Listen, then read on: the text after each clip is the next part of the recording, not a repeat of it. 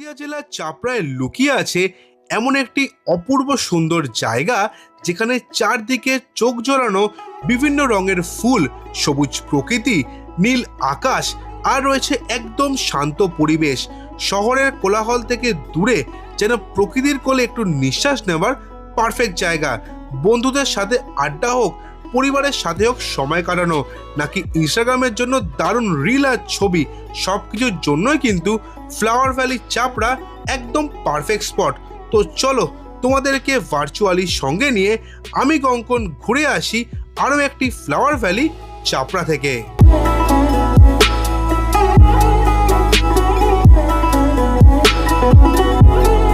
Good morning সবাইকে। ঘড়ির কাঁটার সময় এখন 7:40 আর চলে এসেছি শিয়ালদা স্টেশন। আর আমাদের ট্রেনও কিন্তু অলরেডি ছেড়ে দিয়েছে 7:40 শিয়ালদা গেদে লোকাল। ইন্ট্রো আর থাম্বনেল দেখে তোমরা তো বুঝতেই পেরে গেছো যে আজকে আমি কোথায় যাচ্ছি। হ্যাঁ, আজকে আমি যাচ্ছি হচ্ছে রানাঘাট থেকে আরও একটি ফুলের উপত্যকা, সেটি হচ্ছে চাপড়া। তো চাপড়া আমি কিভাবে যাচ্ছি সবই তোমাদের কিন্তু আমি ব্যাক টু ব্যাক বলবো। তো তোমাদেরকে প্রথমে বলে নিচ্ছি যে আমি শিয়ালদা থেকে রানাঘাট কীভাবে পৌঁছাচ্ছি আর রানাঘাট পৌঁছানোর জন্য তোমাদের কি কি ট্রেন ভালো হবে। তো চলো তোমাদেরকে সেটা বলে নিচ্ছি। আর আমার ট্রেনের ভাড়া পড়লো হচ্ছে 20 টাকা। তো চলো তোমার সাথে ডাইরেক্ট দেখা হচ্ছে রানাঘাট পৌঁছে। छोटी छोटी राहें मिलके कहीं दूर दूर मंजिल पर जाएगी, कभी छाँव छाँव कहीं धूप सताएगी। लंबी लंबी दूरी भी यूं ही चलते चलते कम होती जाएगी, कभी छाँव छाँव कहीं धूप सताएगी। सफर अनजाना सा है, रास्ता बेगाना सा है, हर मोड़ मोड़ पे कुछ नया सा है, हर मोड़ मोड़ पे कुछ नया सा है। শিয়ালদা স্টেশন থেকে অলমোস্ট 73 কিলোমিটার জার্নি কভার করে চলে এলাম রানাঘাট স্টেশনে। আর ট্রেন আমাদের নামালো হচ্ছে রানাঘাটের 1 নম্বর প্ল্যাটফর্মে। 1 নম্বর প্ল্যাটফর্ম থেকে ওভারব্রিজ দিয়ে চলে এলাম স্টেশনের বাইরে, যেমন তোমরা ভিডিওতে দেখতে পাচ্ছ। আর স্টেশনের বাইরে বেরিয়ে এসে চলে এলাম ডান দিকে, যেখানে তোমরা দেখতে পাচ্ছ টোটো স্ট্যান্ড। সেই টোটো স্ট্যান্ড থেকে টোটো করে যাচ্ছি হচ্ছে আজকের আমার গন্তব্য চাপড়ার উদ্দেশ্যে। আর টোটো ভাড়া পড়ছে হচ্ছে 40 টাকা। আর ডিস্টেন্স হচ্ছে স্টেশন থেকে চাপড়া ওই 7.5 কিলোমিটার। তো চলো আজকের মুখ্য গন্তব্য গিয়ে তোমার সাথে দেখা হচ্ছে।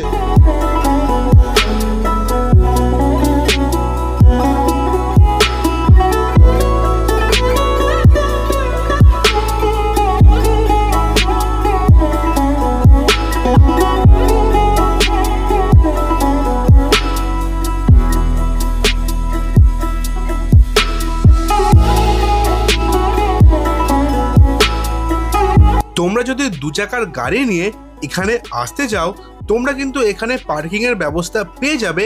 পার্কিংয়ের খরচা কিন্তু এখানে 10 টাকা। ঘড়ির কাঁটায় এখন সময় হচ্ছে 10:15। 9:30 ট্রেন থেকে আমি নেমেছিলাম। তারপরে টোটো করে চলে এলাম আজকের আমার মুখ্য গন্তব্য চাপড়া ফ্লাওয়ার ভ্যালিতে। মোটামুটি 40 মিনিট মতো সময় লাগলো। আমি যখন খিরাইতে ঘুরতে গেছিলাম, সেখানে একটা কোয়ারি আমি অনেকবার পেয়েছি যে ওখানে ওয়াশরুমের ব্যবস্থা আছে কিনা। এখানে তোমরা কিন্তু ওয়াশরুমের ব্যবস্থা পাবে, তোমাদেরকে দেখিয়ে দিচ্ছি দাঁড়াও। এই যে জায়গাটা দেখতে পাচ্ছ, এখান থেকে হেঁটেই ফ্লাওয়ার ভ্যালিতে ঢুকতে হবে। আর এর ঠিক ডান দিকে একটুখানি হেঁটে গেলে তোমরা কিন্তু এখানে ওয়াশরুমের ব্যবস্থা পেয়ে যাবে। তো চলো এবার এই চাপড়া ফুলের ভ্যালি তোমাদেরকে ভালো করে ঘুরিয়ে দেখাই, আমিও দেখি। অলরেডি কিন্তু খিরাই ঘোরা হয়ে গেছে আমার। সেই ভিডিও এখন না দেখে থাকলে আমি আই বাটনে আর ডেসক্রিপশানে লিঙ্ক দিয়ে দিচ্ছি, সেই ভিডিও দেখে আসো। তো চলো এবার নিজে একটু বকা কমিয়ে তোমাদেরকে দেখাই, ক্যামেরাটা ফ্লিপ করি। চলো যাওয়া যাক। जाने ये कैसी रातें आई, उसके सपने मेरे आँखों को भा गई, बातें कुछ ऐसी वो कह के गई, मेरे धड़कनों में यूं समा गई। ख्वाब जो मेरे अब इनको बना दे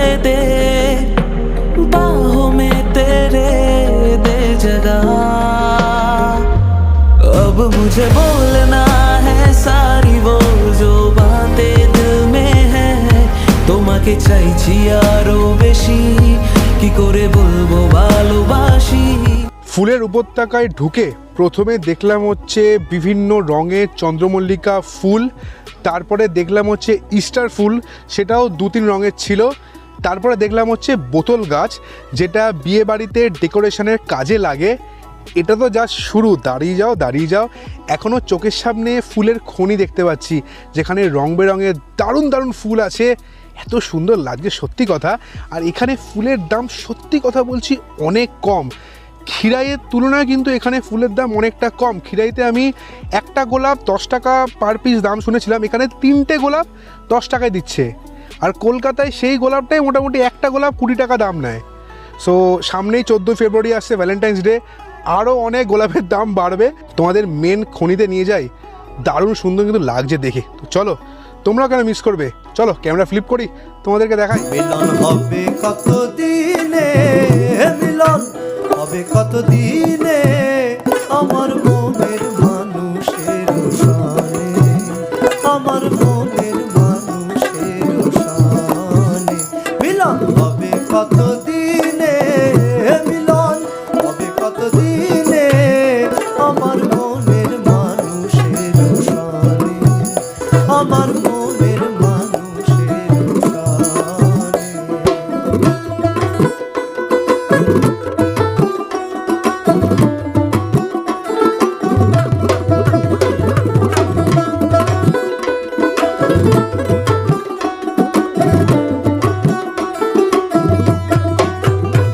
এতক্ষণ যে ফুলগুলো আমি দেখালাম, একটা হচ্ছে কিষান্ডি, আরেকটা হচ্ছে টাইগার ফুল, যেগুলো ছোট্ট ছোট্ট ফুলগুলো ওগুলো হচ্ছে টাইগার ফুল। মানে সত্যি কথা, এত রং বেরঙের ফুল না, চোখ একদম জুড়িয়ে যাচ্ছে। চাপড়া ফ্লাওয়ার ভ্যালিতে ঘুরতে ঘুরতে যদি তোমাদের খিদে পেয়ে যায়, তোমরা কিন্তু এখানে কিছু ফুড স্টল দেখতে পাবে।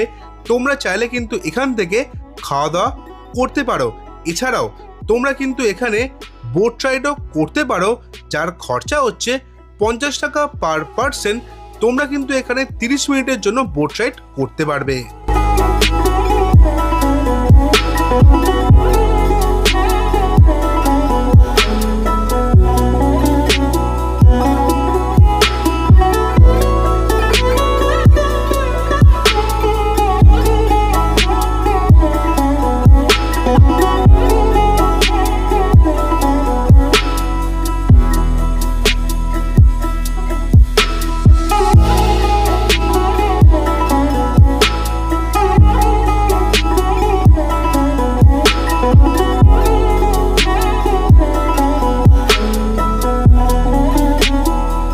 তো চাপড়া ফুলের উপত্যকা তো আমার মোটামুটি ঘোরা অলমোস্ট কমপ্লিট।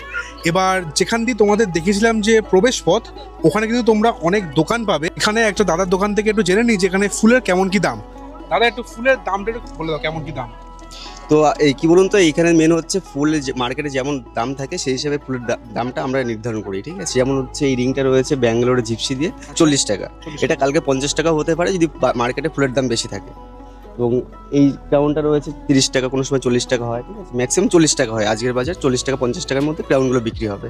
আর এইগুলো যদি বান্ডিল নেওয়া হয়, এটা রয়েছে যেমন 20 টাকা, 30 টাকা, 40 টাকা।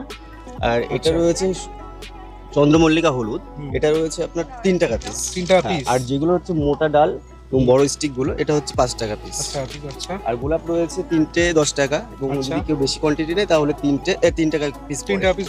আচ্ছা। আর এটা রয়েছে চন্দ্রমল্লিকার ভ্যারাইটি, এটা রয়েছে 40 টাকা বান্ডিল, আর এটাও 40 টাকা বান্ডিল। এটা বিভিন্ন রকম ফুল দিয়ে কাস্টমাইজ করানো যায় কি? হ্যাঁ, আপনি এখানে যতগুলো রকম ফুল রয়েছে, আপনি যদি সব রকম ফুল দিয়ে তৈরি করা যায়, যদি সিলেক্টেড আপনি বলে দেন সেটা দিয়ে বানিয়ে দেওয়া হবে। তাদের খরচা একটু বেশি পড়ে। খরচাটা আর কি, ধরুন এই বান্ডিলটা যদি পুরো লাগে, ঠিক আছে, তার দাম দেখা যাচ্ছে 60 টাকা হতে পারে, 70 টাকা হতে পারে, যদি কাস্টমাররা সেটা বহন করে। আচ্ছা আচ্ছা, ঠিক আছে, ধন্যবাদ দাদা।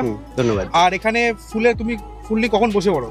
মোটামুটি এখান থেকে 12টা থেকে আমি দোকানটা শুরু করি। 12টা থেকে? আর বিকেলবেলা 5টা? 5টা না, সন্ধ্যা পর্যন্ত, সন্ধ্যা পরে লোক আসে। আর এই ফুলের মেলা কতদিন আছে এখানে? এটা মোটামুটি মার্চ মাস পর্যন্ত থাকবে।